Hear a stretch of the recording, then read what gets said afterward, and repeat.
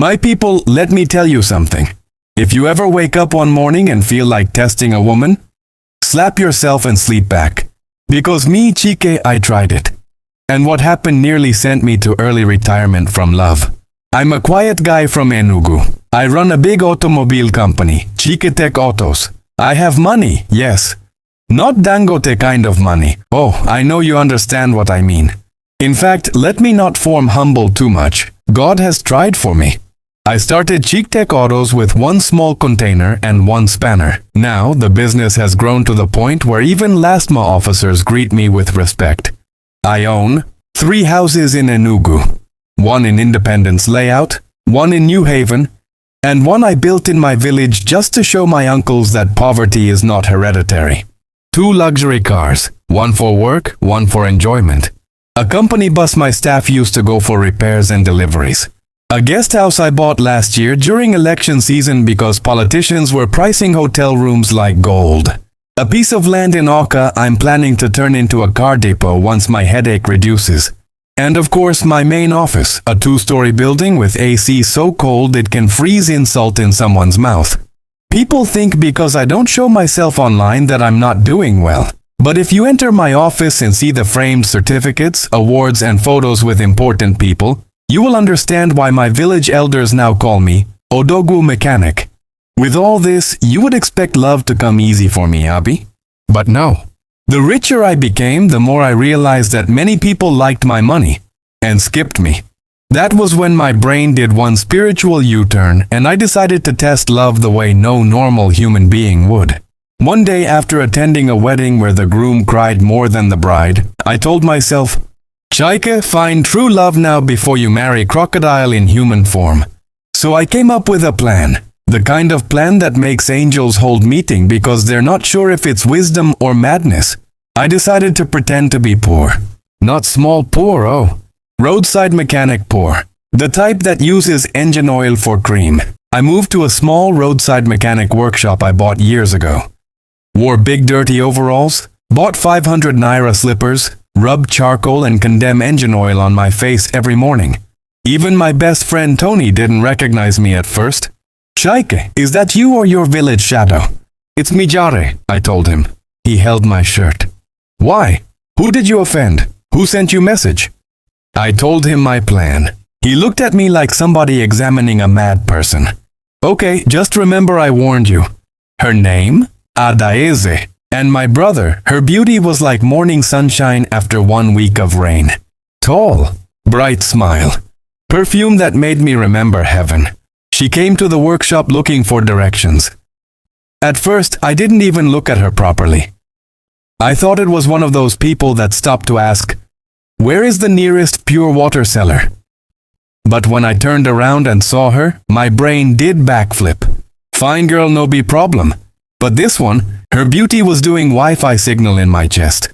I told her the road, expecting her to walk away. But she didn't move. Instead, she looked around the workshop, smiled and asked, can I sit here for a bit? The sun is too much. Who was I to say no? If she wanted to sit on my toolbox, I would have cleaned it with my shirt.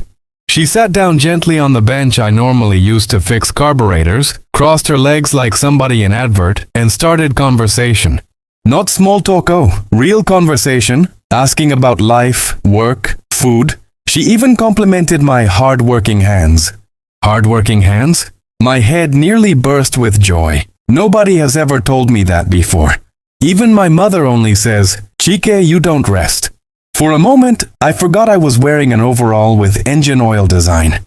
She asked about my work, so I quickly added pepper to the story. It's not easy, oh. Sometimes I sleep here. Hustle no be my. The way she placed her hand on her chest ain, like someone hearing tragic love story. Oh, Chike, you're so strong. That awe entered my ear, went straight to my heart, and pressed on. I started seeing wedding colors. In fact, I mentally called my tailor to start sewing agbada. We exchanged numbers after that. She left with slow, gentle steps and a smile that could make Nipa restore light. Me? I danced azonto behind her until my slippers almost cut. For days, Adaeze called me day and night. She asked if I had eaten. She sent voice notes saying she missed talking to me. I told Tony, My brother I don't find wife. Tony just shook his head. Okay, continue. One night, Adaeze and I went out for small Nkwobi and malt. We laughed, we talked, it was perfect. But when it was time to go home, I brought out my acting transport money. Dirty 100 naira notes. I started counting them like somebody calculating WAC results. Immediately she saw the notes. Her face changed. Smile disappeared. Eyes shifted. Body stiffened. Chike, is that your transport money? I nodded proudly. Yes, oh, pure hustle. She gave me one smile that wasn't reaching her eyes. Then she said her stomach was paining her, and she had to rush home. Just like that. I didn't suspect anything, yet. The next morning I sent her message. No reply. Afternoon, I called. She didn't pick. Night, I tried again.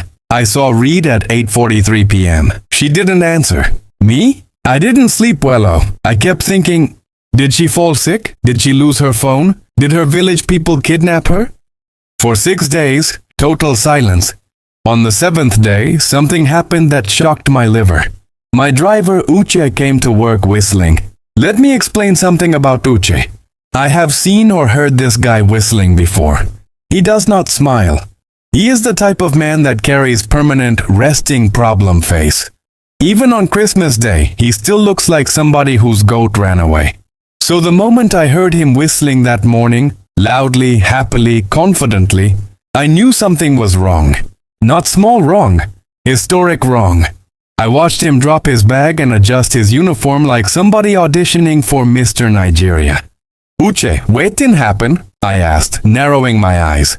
He cleared his throat dramatically. Oga, I went on a date. A date? I blinked 3 times to reset my brain. Okay, with who? He pressed his lips together and grinned like a hungry boy seeing jollof rice. One very fine girl, he said, nodding like a lizard. Her name is Adaeze.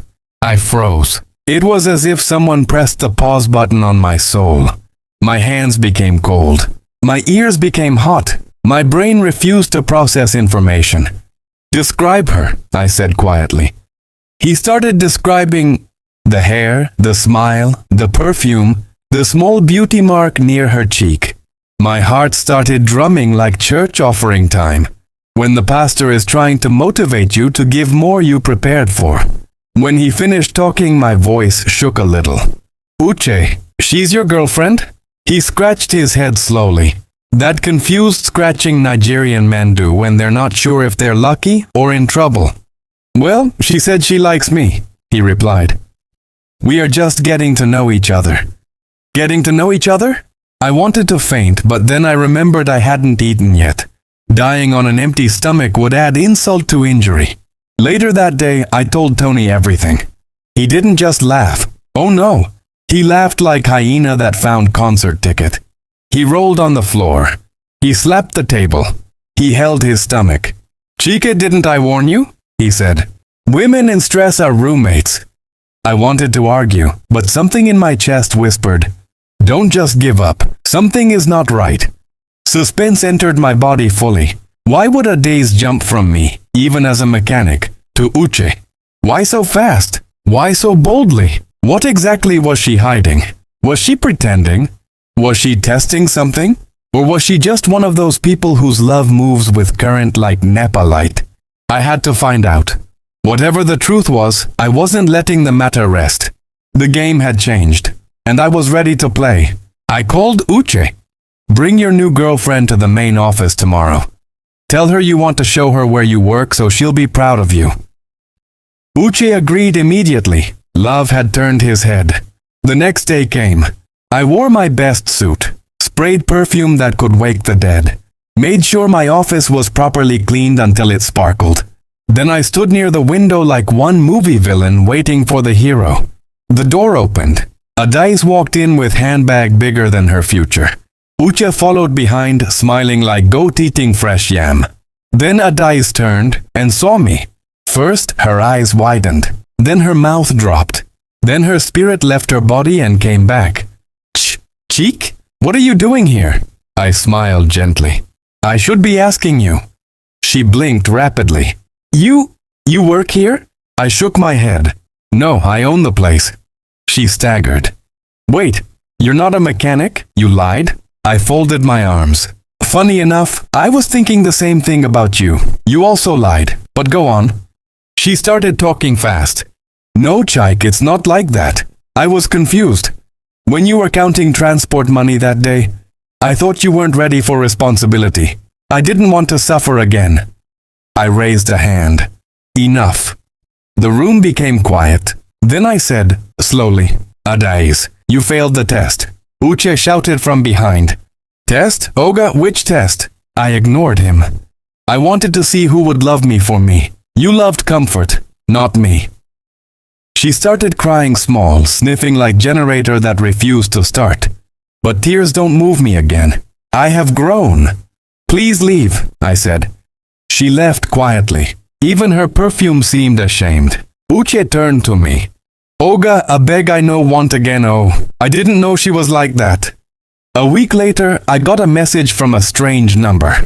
I opened it. It was Adaeze. She wrote, Chike, I'm sorry, I behaved badly.